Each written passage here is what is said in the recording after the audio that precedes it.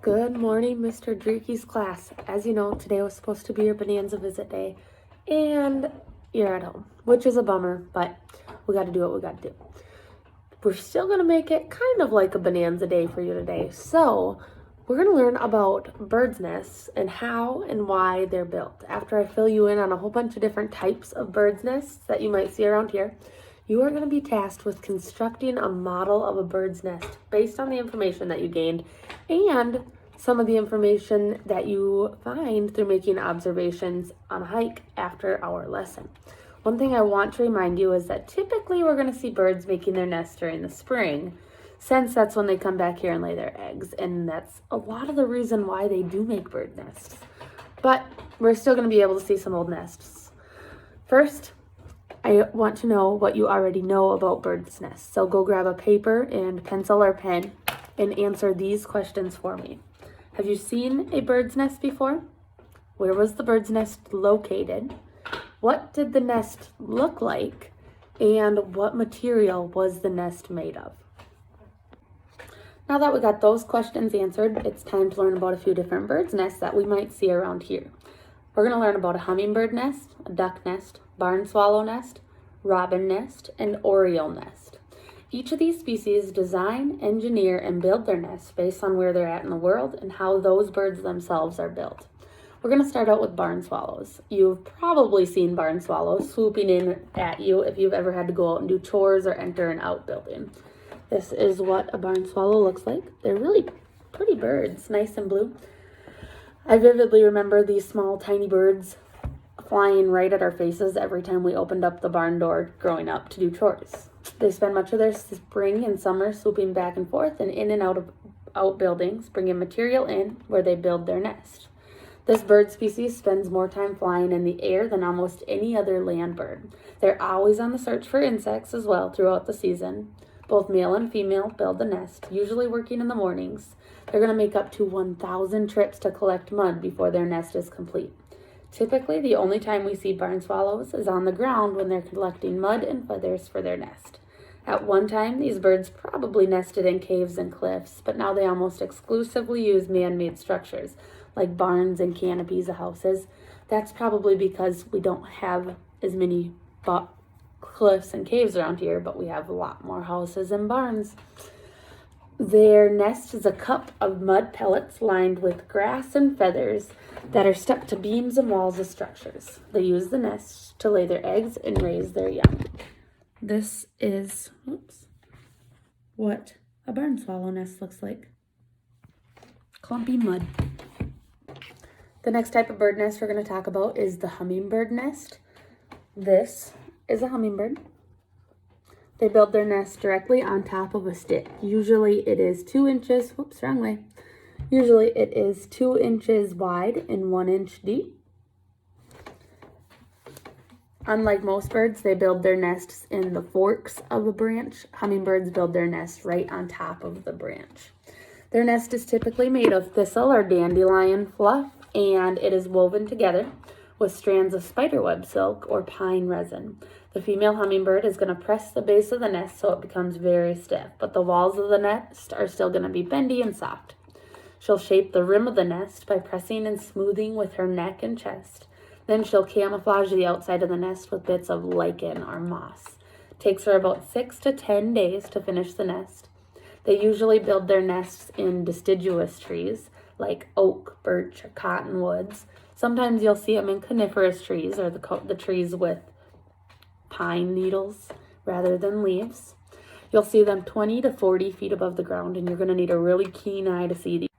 I got cut off a little bit on the end of that one. You're going to need a super keen eye for these tiny little hummingbird nests because they're so tiny. All right, moving on to what I believe is one of the most common songbirds we're going to see around here, the robin. Robins are unique. I'm sure you've seen a robin before. This is what the robin nest of the robin looks like, and wrong way again. This is what her nest looks like with, of course, her very distinct robin blue eggs. Robins are unique because the females will build the nest from the inside out. She presses dead leaves and twigs into a cup shape with her wing and kind of braids them together. They create their nest out of whatever they can find. Feathers, roots, moss. Unfortunately, sometimes they use litter. Mostly their nest is made up of grass and twigs though. Once they form the shape of the cup with their nest, she will reinforce it using soft wood gathered from worm castings to make it really heavy and sturdy. Then she'll line her nest with fine, dry grass.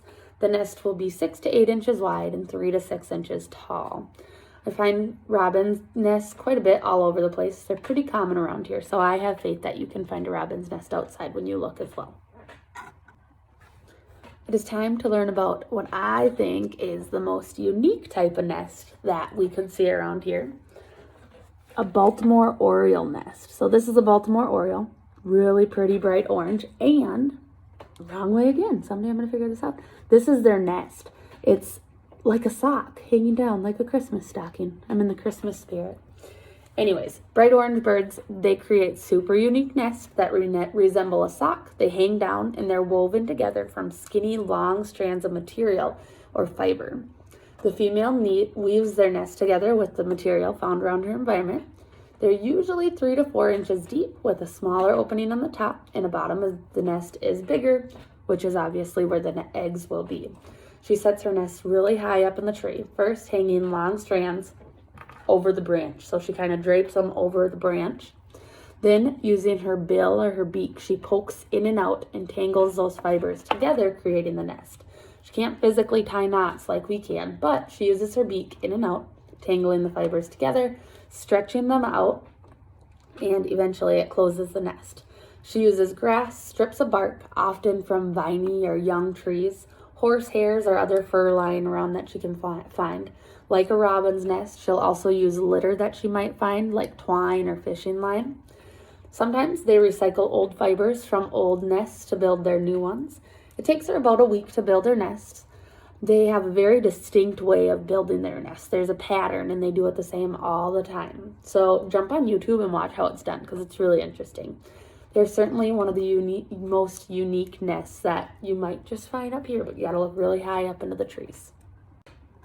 I saved my favorite type of bird for last, especially this time of year.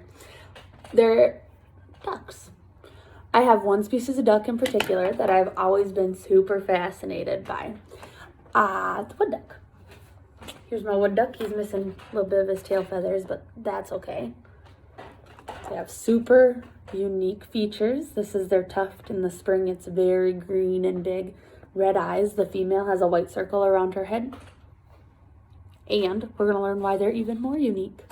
They live in wooded, swampy areas, and unlike most species of duck, they build their nests high up into little holes or cavities of trees. They are a special type of nester called a cavity nester.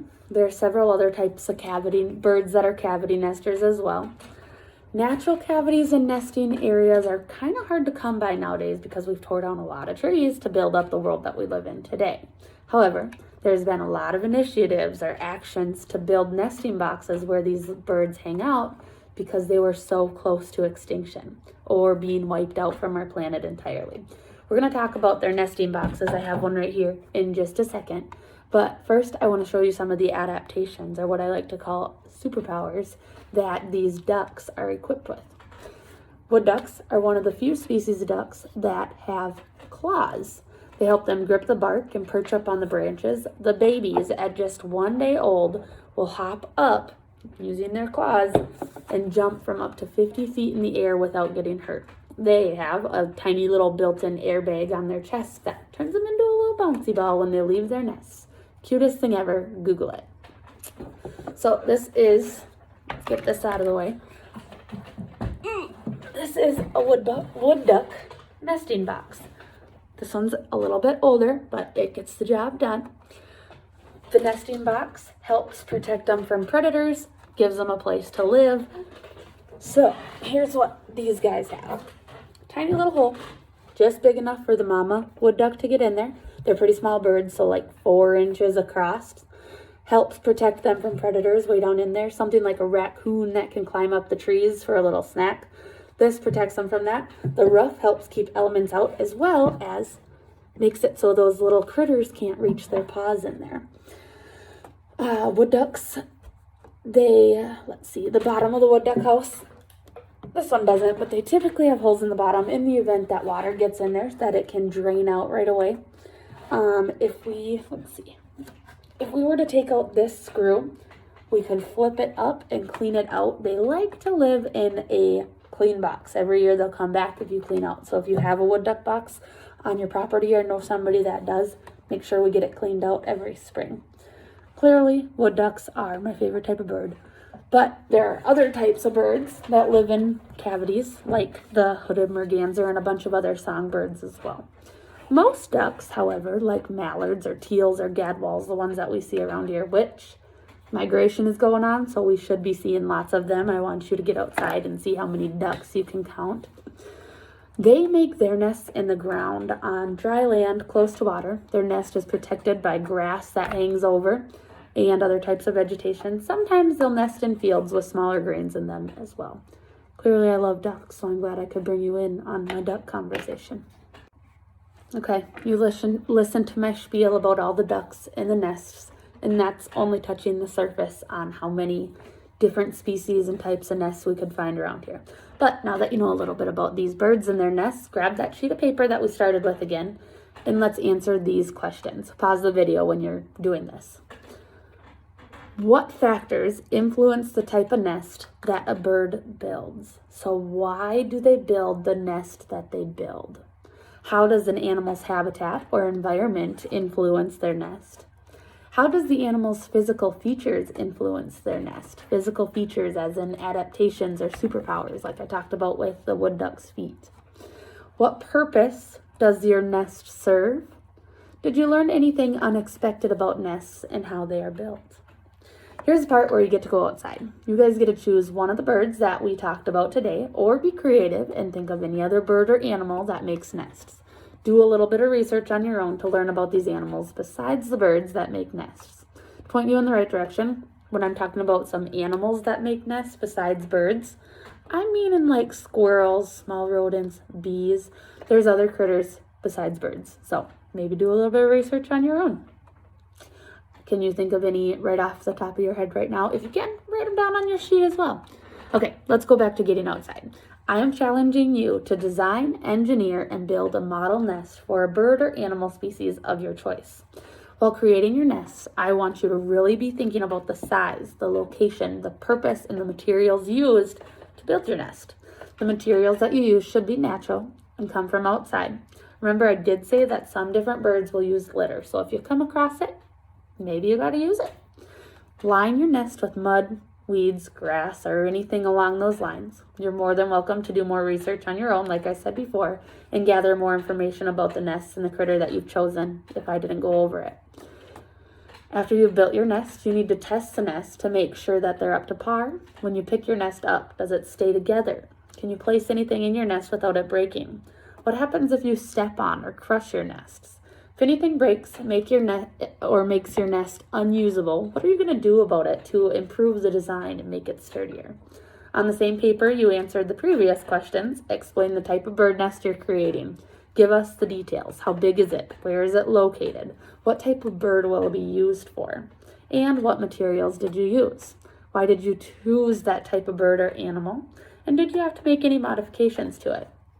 Finally, draw a picture of the nest that you created. I can't wait to see what you come up with.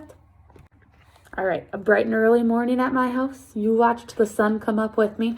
So I cannot wait to see you guys when we actually get to be at Bonanza. But lucky for you, you have a great teacher that wants to help get you outside and get to do Bonanza things. And the weather is perfect. So enjoy it, and I will be seeing you soon. Good luck. Bye.